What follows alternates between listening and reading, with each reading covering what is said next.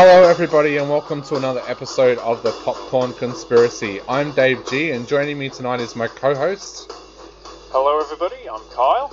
And we're back officially, everybody. Tonight we are taking a look at a brand new movie that's brand new in the cinemas, not a movie that we've actually had to sit down and watch on a screener, and something that you'll all be able to go outside your home and watch.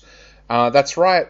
Drive-in theatres are back open in Victoria, and open-air theatres as well. Not the indoor theatres, but we've been enjoying ourselves and going to the drive-in. Tonight we're going to be taking a look at Honest Thief, Liam Neeson's new movie that he's in which he plays Tom, a career bank robber who, over the last 12 years, has done a number of successful bank robberies and never been caught. But that all changes when he meets Annie, played by Kate Walsh, of course, from Grey's Anatomy. He decides that he wants a life with her, and he can't have that life with her if he's still worried about running from the law. So he decides to turn himself in to the FBI with a deal that'll see him do a couple of years prison near Annie, and he'll hand back all of the money. But unfortunately for poor Tom, the agent that's sent to come and pick him up is the corrupt Agent Nivens, played by Jai Courtney, who manages to talk his partner into coming up with a scheme that will see them take all of Tom's money and label Tom a lunatic. But everything goes awry, and like we're so used to seeing with Liam Neeson movies, the action begins. Now, mate, I know you are a Liam Neeson fan. What were your initial thoughts on Honest Thief? Yeah, man, as you say, I was excited to see another Liam Neeson action movie. It's weird. You don't really see very many actors that become action stars this late in their career. Yeah.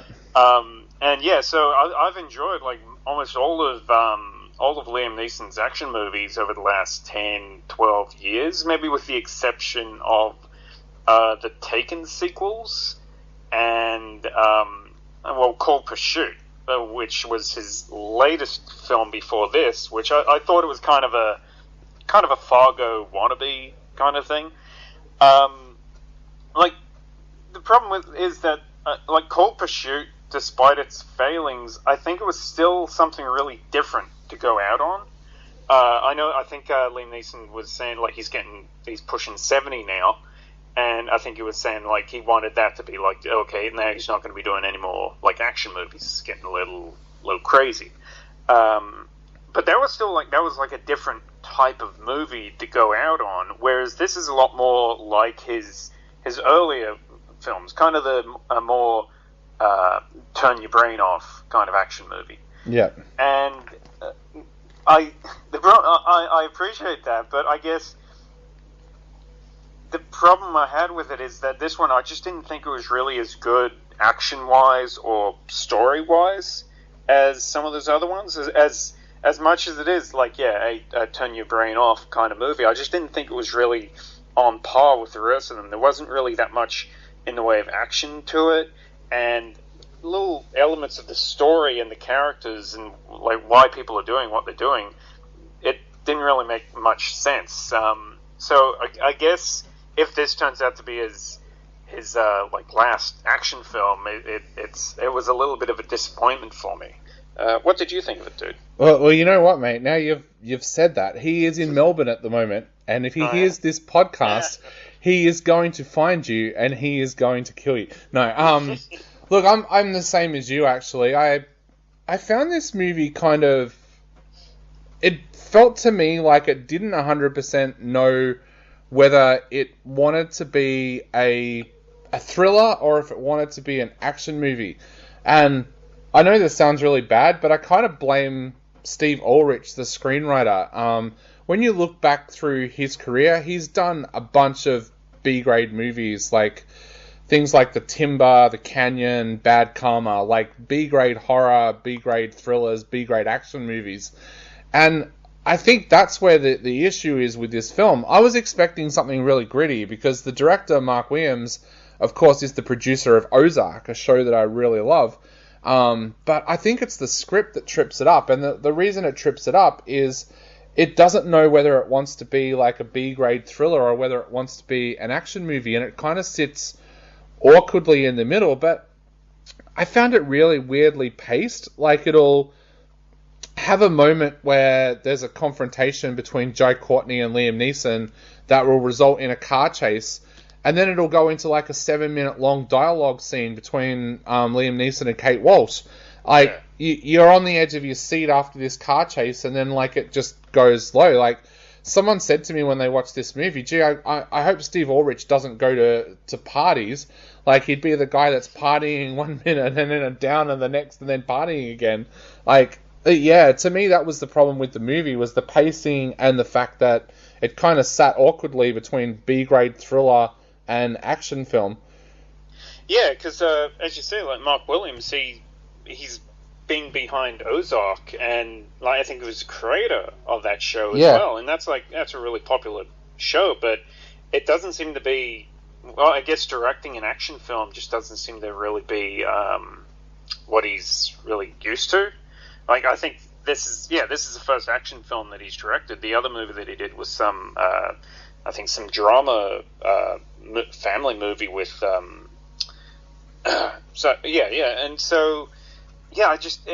I think it had that problem with it. I mean, I don't know what other issues it had behind the scenes or whatever, but like, as you say, with the script, like, there wasn't really much of a reason to the whole setup of the idea that this guy was a bank robber. You know, like, I think that was what I thought was a really interesting. Most of Liam Neeson's action movies seem to be like based around a concept. Like, he's a guy on a plane, an air marshal on a plane. He's got to find the terrorist on the plane. He's a guy on a train, and he's got to find the terrorist on the train. Like, stuff like that. I think what you're trying to say there is, don't ever go on public transport with Liam Neeson. Yeah, and like, they're fun. Like, those movies, like, I really enjoyed them. And but yeah, this one, the whole idea that this guy is like, he's a bank robber, that he's actually kind of like this honest guy, and like, when he meets this woman and decides, okay, he wants to go straight, and he wants to turn in all the money that he's stolen.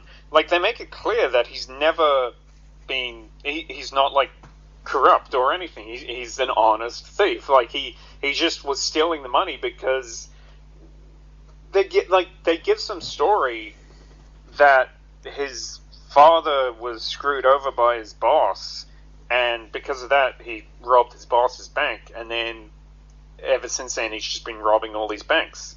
But he doesn't spend any of the money. He's because, of course, it's Liam Neeson. He's been in special forces or something, so he's got his money from that. That's what he's been living on all this time. And it's like, there's just nothing to that whole backstory, the whole idea, because that's something I was waiting for the whole movie, like, to get to. Okay, so why is this guy robbing these banks?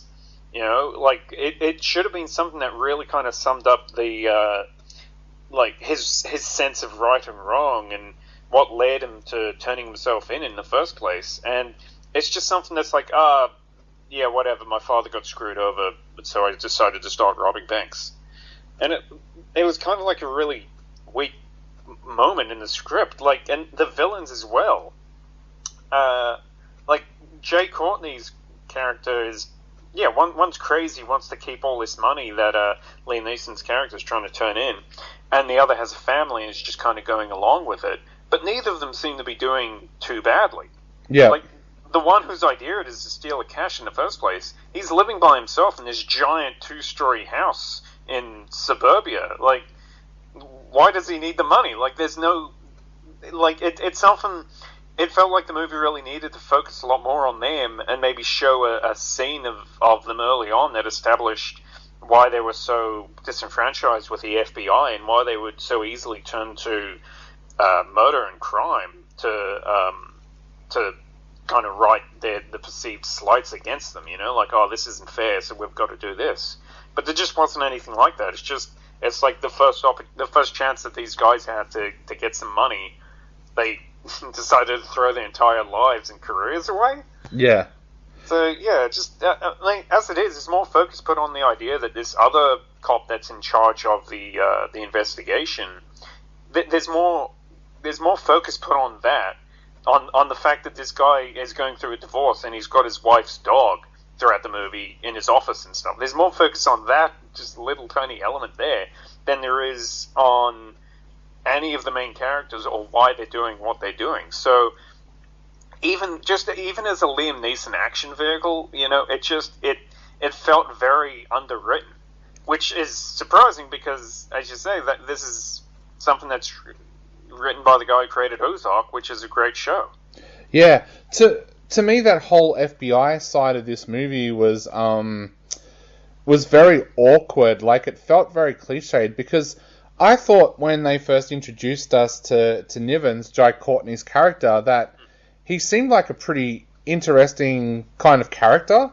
But then, as it went on, he just became like that Hollywood cliche, corrupt FBI agent. Like, all of his personality seemed to go out the window kind of thing.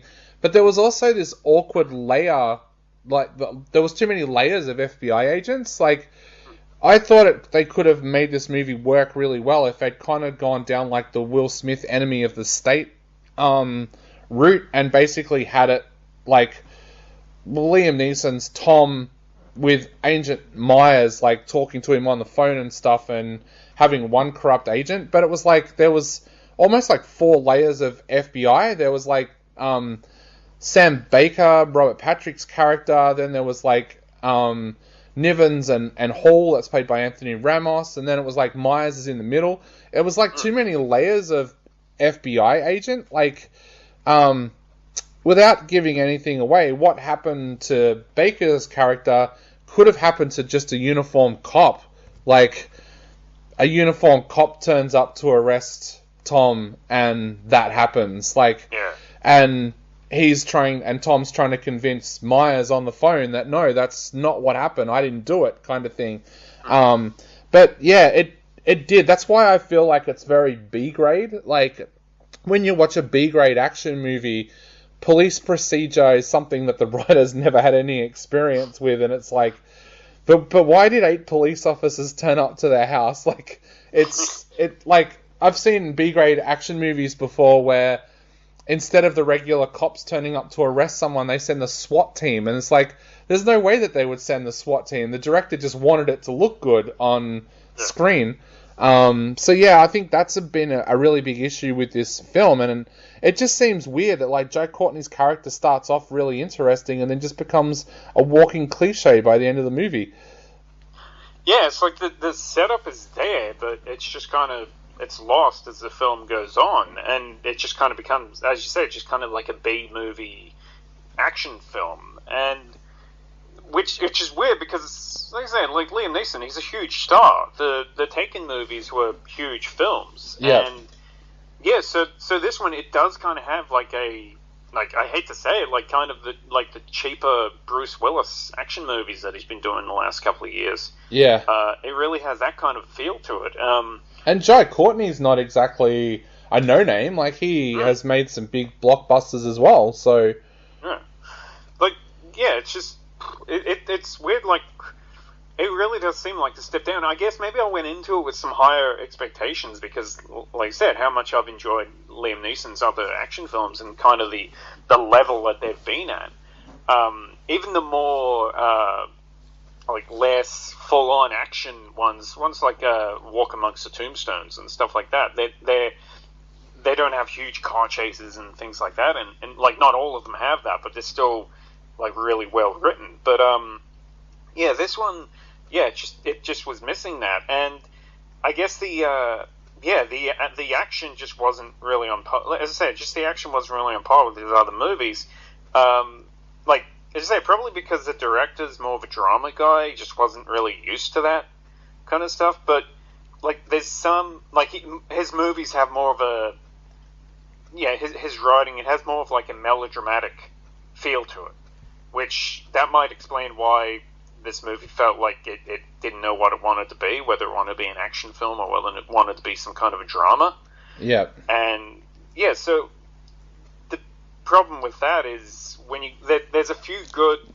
I thought there was a few good like shootout scenes in it, like kind of close quarters shootouts inside rooms and things like that. I thought that was pretty good. But whenever it got to like a large action set piece, it felt very cheap. Yep. You know, and yeah, it just felt like there wasn't really much of that throughout the film. Just a lot of the time it was spent with just dialogue, characters talking. But when the actual story and the characters the movie didn't have that the level of quality to that element of it, that it didn't really, like, that couldn't carry the film, and neither could the action, I thought. Yeah, I also thought this was the first film where I really noticed Liam Neeson's age. Like, the Liam Neeson-Kate Walsh relationship, I thought was at times starting to look a little bit like Sean Connery, Catherine Zeta-Jones in Entrapment. Like, yeah, and, like, of course he's going to look older. He's older, but, yeah, I just thought that the relationship was... It could have been creepier. Like, they could have cast Margot Robbie as in Kate Walsh's role, but, like, yeah, it was the first time where I really noticed it. Went, oh, he's, like, 30 years older than her kind of thing. Like, would she really want a relationship with him? Like, yeah. Yeah, it definitely... I definitely agree with that. It's the first one... Yeah, for me as well. It's the first movie that I've really I've noticed, like, Liam Neeson's age. And I don't think it's really just because he's, like, well, yeah, he's pushing 70 now. I think he's 68 or something. Yeah. And, like, I don't even think it's just because of that. Because, as I've said, his whole, like, his career as an action star has just been over the last 10 years. Yeah. And I think that Liam Neeson, he can pass for somebody in his early 60s, late 50s, you know. I think he can pass for that. And when it was, like, certain action scenes, fights, and shootouts, when they're, like, well choreographed, I think the movie can cover it pretty well. But, yeah, there's certain parts in the film, especially when he, like, I hate to say, but when he needs to run, or when he needs to, like, really, like, move quickly, he just looks like a lumbering old man. And that, like, I hate to say it because it's like, oh my god, it's so sad looking at that and think, well, like, I just think, like, they really could have, if those parts had been filmed, like, if they had figured out a way to, like, film around that, then it wouldn't have been an issue, because his age is never really brought up in the movie. Yeah. Like, he's obviously an older man, but, yeah, there's a part, I know there was a part where he's almost caught, and he, like, takes off running, and again, it's like old man running, and then, like, the next shot is him, like, as if he's just scaled a chain link fence, and he's landing on the other side, and it's like, get out of here. Like, he can barely run, and you tell me that he's climbed over that fence? Dude, he's within 50 k's of you at the moment. He's going to listen to this, and he's going to turn up at your house. He'll be like, there's going to be a knock at your door, and he's going to be like, can't run, can I? I heard you don't like me making action movies now.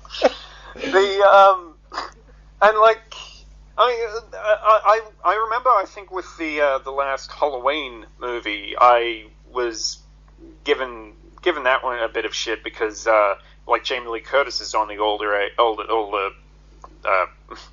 stream, you know, she's a little older now, and when that movie had scenes like her being thrown through a second-story window and falling on, like, rolling down an awning and landing on the ground and then getting up and walking like she's fine, I mean, I gave that movie shit. So, like, this movie does literally the exact same thing, and it just doesn't, like, I've got to be even, you know. Yeah. So, like, even though this is like an action movie and all that, it's not as believable and as some of his earlier films were, and I think they could have played it up a bit more, like with the Die Hard films and stuff like that. Like, I do, with the exception of, like, the very last Die Hard film, as John McClane, Bruce Willis, is going through the movies and he's getting more and more messed up, he's limping, and like, it's believable that this guy's going through this kind of stuff. So, like, Liam Neeson, being the age that he is, if he was showing more wear and tear, like, as the film went on, then that would be fine. Like, it would have been okay. But it's like, no, he's still moving around like a man in his 20s, you know? Yeah, yeah. And, just that I think really kind of soured the movie for me, as far as it being like his last, like, if this is like his last action film. It's kind of sad that it's one that's not really as good as the ones that preceded it. Yeah. So I guess to sum up now, what are you going to give this one out of 5? I'm going to give this 2 out of 5. As I say, just it was quite disappointing. Story-wise, it just wasn't there, and action-wise, it didn't grab me either. There's only a few like little minor scenes in it that were okay, but yeah, just it wasn't what I've kind of. It really did feel like a cheaper B movie, and not really what I've grown to expect from his other films. Yeah. Like I said before, I think the same thing. I think that it has a B grade movie writer behind it, and I think that was the reason why it never reached its full potential. One of the things I'd love to know is the behind the scenes kind of thing. Like, what did Liam Neeson find in this movie that made him want to make it, kind of thing? Yeah. Like, the guy's not hard up for cash or anything like that. So, but yeah, I'm going to give it 2.5 out of 5. So I think it's watchable, but yeah, it's not Liam Neeson's best work. And that's it for this episode of the Popcorn Conspiracy. Kyle gave Honest Thief 2. I gave it 2.5. Go and check it out. See what you think if you're a Liam Neeson fan. But for now, I've been Dave G. And I've been Kyle. And we'll be back soon with another episode of the Popcorn Conspiracy.